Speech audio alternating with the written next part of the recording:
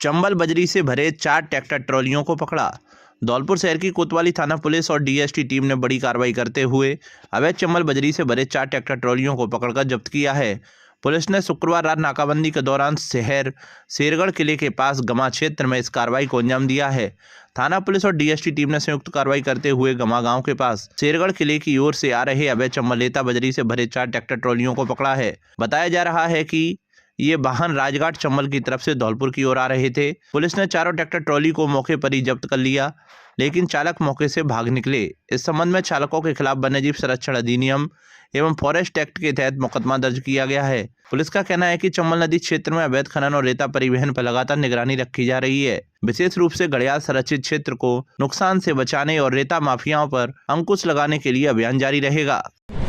Bike सवार 4 युवकों को मारी टक्कर, एक की मौत। धौलपुर जिले के बाड़ी सदर थाना क्षेत्र में NH 11B पर शुक्रवार रात बिजौली के पास एक दर्दनाक सड़क हादसा हो गया, जहां किसी अज्ञात वाहन ने बाइक सवार 4 युवकों को टक्कर मार दी, जिनमें से एक युवक की मौके पर ही मौत हो गई, जबकि 2 युवक गंभीर रूप से घायल हो गए। एक अन्य युवक को मामूली चोटें आई हैं। जानकारी के अनुसार सरमुत्रा निवासी 4 युवक एक ही बाइक पर सवार होकर धौलपुर में एक शादी समारोह में शामिल होने आ रहे थे।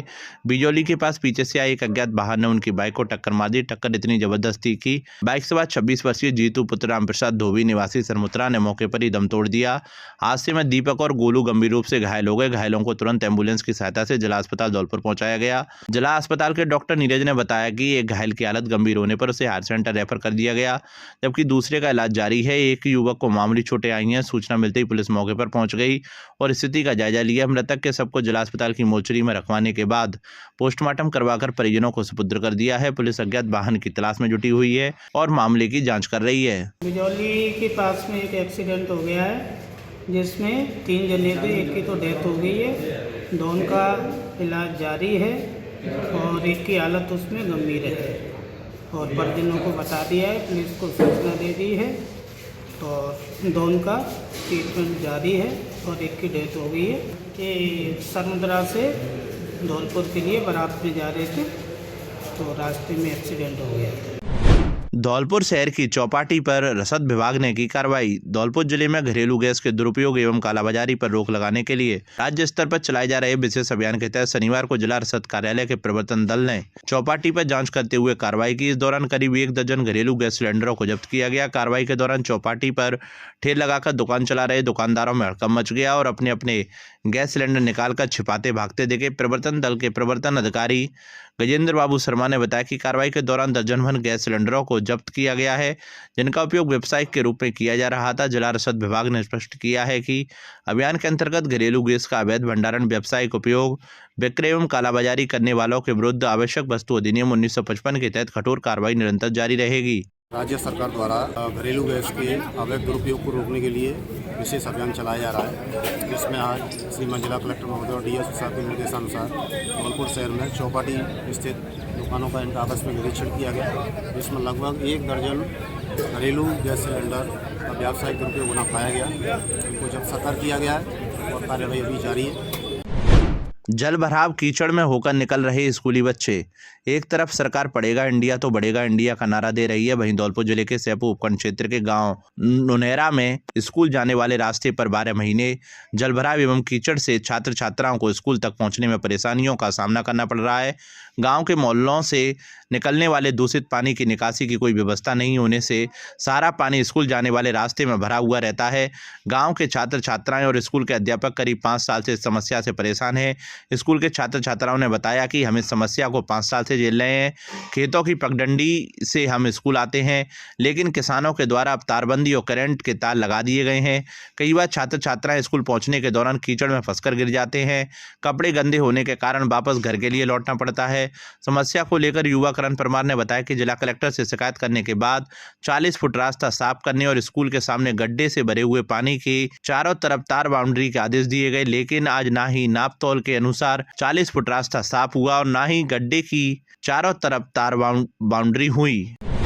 घुमंतु परिवार ने की आसियाने की मांग, सौंपा ज्ञापन।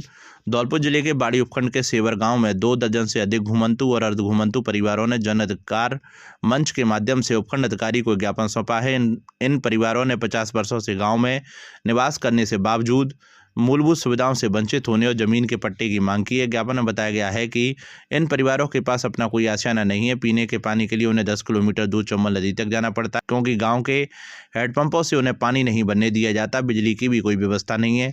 सेवर गांव से आई घुमंतु महिलाओं गीताबाई और परमा ने बताया कि करीब 2 दर्जन परिवार गांव में 2 डेरों पर खुले आसमान के नीचे रहते हैं। उनके पास बिजली मीटर लगवाने के पैसे नहीं है, ना ही कोई अपनी जमीन या घर है। प्रशासन ने हाल ही में गांव में कैंप लगाकर इन परिवारों के मूल निवास, जाति, आधार कार्ड जैसे प्रमाण पत्र बनाने की प्रक्रिया शुरू की है। परिवारों का कहना है कि यदि उन्हें जमीन मिल जाए और उस पर कमरा बन जाए तो वे भीषण गर्मी और बारिश में होने वाली परेशानियों से बच सकेंगे।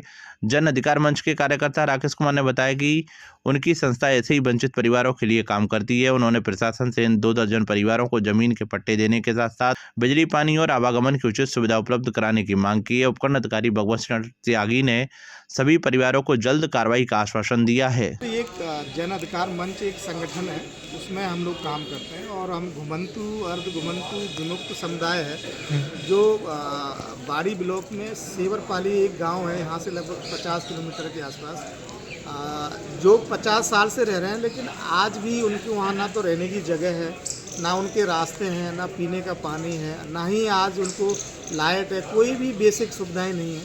आज ये समुदाय आया है और ये पट्टे की मांग इन्होंने की है कि हमको एक रहने की जगह मिल जाए तो कम से कम सम्मान के साथ ज़िंदगी जी सकें। आज सभी ने आकर के ज्ञापन दिया है और इन्होंने आवास की मांग करी है, पीने के पानी की मांग करी है और आने वाले समय में इनको राशन मिलना चाहिए। वो सारे चीज़ों को लेकर के इन्होंने एसडीएम सर ने बात की है और सर ने बहुत सकारात्मक आश्वासन दिया है कि हम जितना जल्दी हो सकेगा हम लोग इस पर कार्रवाई करेंगे। उम्मीद है सर के नेतृत्व में आने वाले समय में इनके लिए पट्टा से लेकर के रास्ते, बिजली, पानी, ये मूलभूत जो ज़रूरतें हैं उन पर सकारात्मक उन्होंने आश्वासन दिया है। उम्मीद करते हैं कि आने वाले समय में समाधान हो जाए। साहब अपन को ना तो पानी, ना सड़क खड़क, कछु भी नहीं, ना घर बूढ़े, कछु भी नहीं है। अपन को चाहिए कछु पानी भी चाहिए, व्यवस्था चाहिए और कछु कॉलोनी भी चाहिए, आवास के लिए हम आए। किलोमीटर 10 किलोमीटर दूर जाना पड़ता है। तो ना बरंदे मोटरसाइकिल पे जान बच रही है हमारी, प्यास से मत जाए।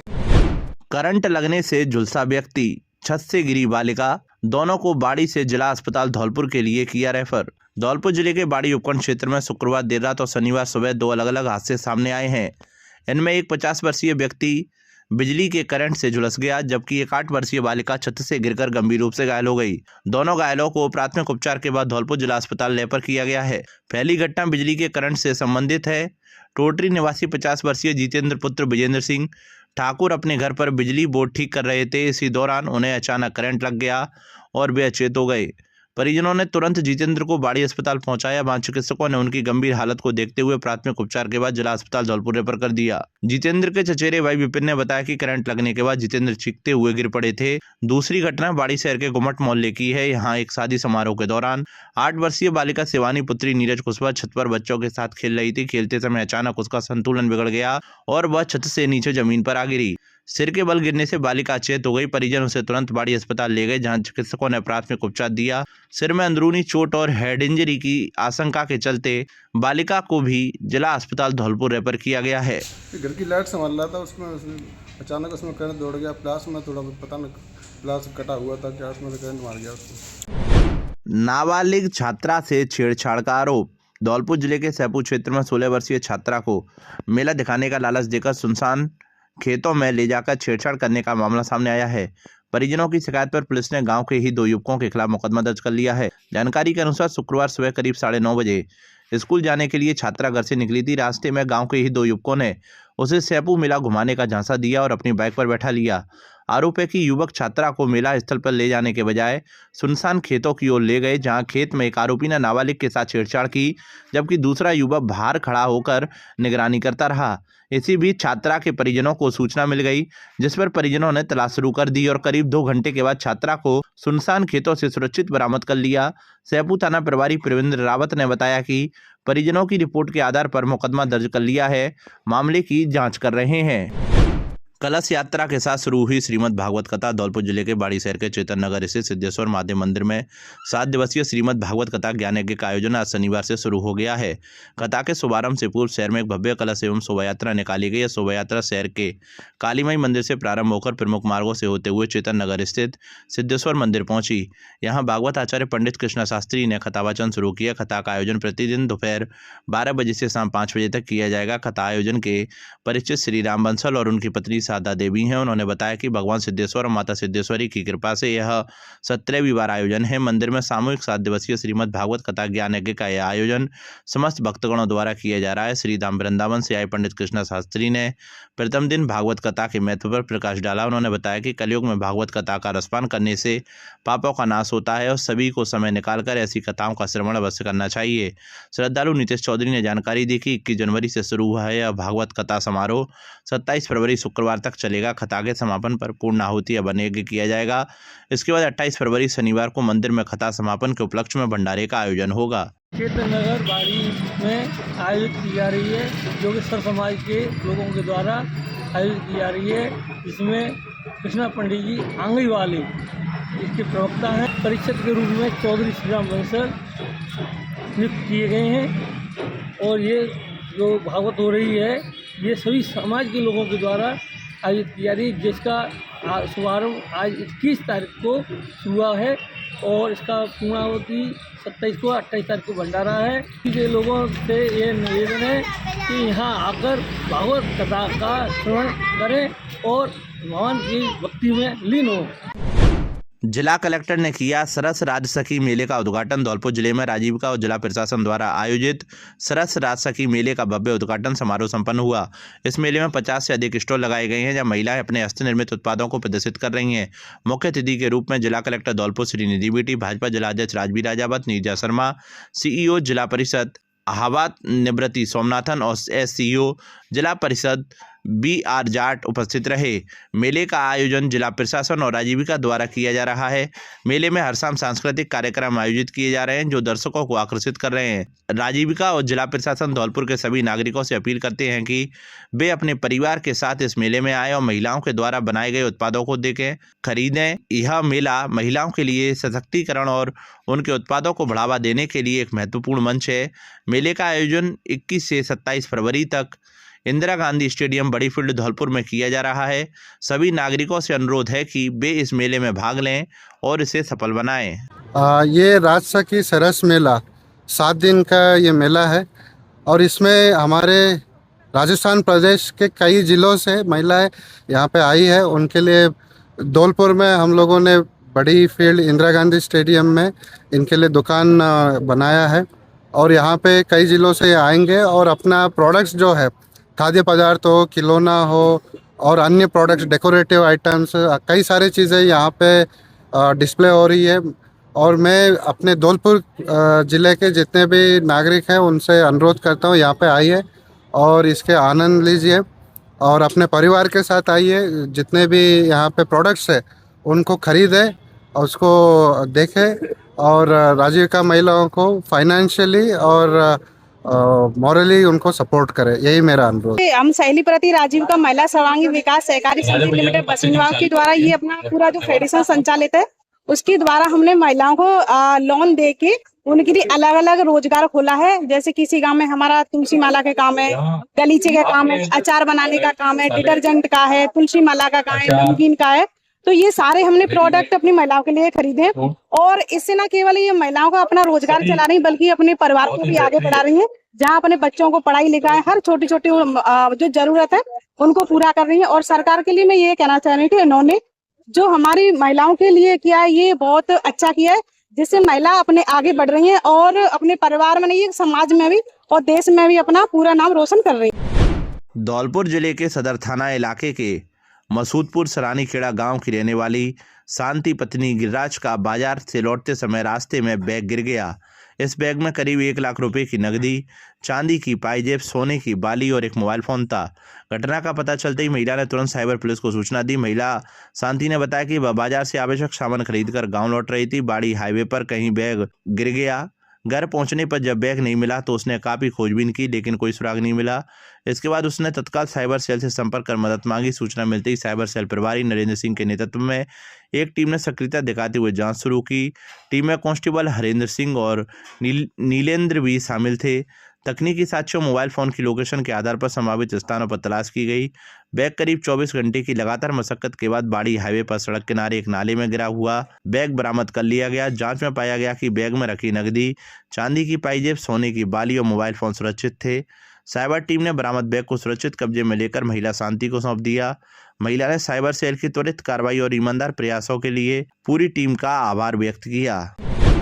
कलेक्ट्रेट में राजनीतिक दलों के साथ बैठक आयोजित। धौलपुर जिले में भारत निर्वाचन आयोग द्वारा संचालित विशेष गहन पुनरीक्षण 2026 कार्यक्रम के अंतर्गत अंतिम मतदाता सूची के प्रकाशन को लेकर कलेक्ट्रेट सभागार में मान्यता प्राप्त राष्ट्रीय एवं राज्य स्तरीय राजनीतिक दलों के प्रतिनिधियों के साथ जिला निर्वाचन अधिकारी श्रीनिधि बीटी की अध्यक्षता में बैठक आयोजित की गई। बैठक में जिला निर्वाचन अधिकारी ने बताया कि आयोग द्वारा 27 अक्टूबर 2025 को विशेष गहन पुनरीक्षण कार्यक्रम घोषित किया गया था। इसके तहत 4 नवंबर से 11 दिसंबर 2025 तक दावे एवं आपत्तियां प्राप्त की गई तथा 16 दिसंबर 2025 को प्रारंभिक मतदाता सूची प्रकाशित की गई। उन्होंने जानकारी दी 16 दिसंबर 2025 से 19 जनवरी 2026 तक प्राप्त दावों एवं आपत्तियों का नियमानुसार निस्तारण किया गया। निस्तारण के बाद आज शनिवार 21 फरवरी को अंतिम मतदाता सूची प्रकाशित कर दी गई। अंतिम सूची के अनुसार जिले में कुल 8,84,784 मतदाता पंजीकृत हैं, जो पूर्व सूची की तुलना में लगभग 1.8% की वृद्धि दर्शाती है। इनमें 4,78,077 पुरुष, 4,06,700 महिला एवं 7 तृतीय लिंग मतदाता शामिल हैं। जिला निर्वाचन अधिकारी श्रीनिधि बीटी ने कहा कि मतदाता सूची की शुद्धता एवं पारदर्शिता निर्वाचन प्रक्रिया की विश्वसनीयता का आधार है। उन्होंने सभी राजनीतिक दलों से सूची का अवलोकन कर आवश्यक सुझाव देने तथा मतदाताओं को अपने नाम की जांच के लिए प्रेरित करने की अपील की। उन्होंने बताया कि मतदाता सूची में किसी प्रविष्टि के संबंध में यदि कोई व्यक्ति निर्वाचक रजिस्ट्रीकरण अधिकारी के निर्णय से असंतुष्ट है तो वह लोक प्रतिनिधित्व अधिनियम 1950 की धारा 24 तथा निर्वाचक पंजीकरण नियम 1960 के नियम 23 एवं 27 के अंतर्गत अपील कर सकता है। प्रथम अपील अंतिम प्रकाशन की तिथि से 15 दिवस के भीतर संबंधित जिला मजिस्ट्रेट के समक्ष प्रस्तुत किया जा सकती है। यदि जिला मजिस्ट्रेट के निर्णय से भी संतोष नहीं हो तो द्वितीय अपील मुख्य निर्वाचन अधिकारी राजस्थान के समक्ष जिला मजिस्ट्रेट के निर्णय की तिथि से 30 दिवस के भीतर प्रस्तुत की जा सकती है। बैठक में अंतिम मतदाता सूची की सॉफ्ट कॉपी एवं हार्ड कॉपी राजनीतिक दलों के प्रतिनिधियों को उपलब्ध कराई गई। सूची ऑनलाइन भी उपलब्ध है, जहां मतदाता EPIC नंबर के माध्यम से अपनी प्रविष्टि देख सकते हैं। उन्होंने बताया कि मतदाता सूची में नाम जोड़ने, हटाने एवं संशोधन की प्रक्रिया निरंतर जारी रहेगी। इसके लिए नागरिक निर्धारित प्रपत्रों के माध्यम से ऑनलाइन अथवा संबंधित BLO के जरिए आवेदन कर सकते हैं।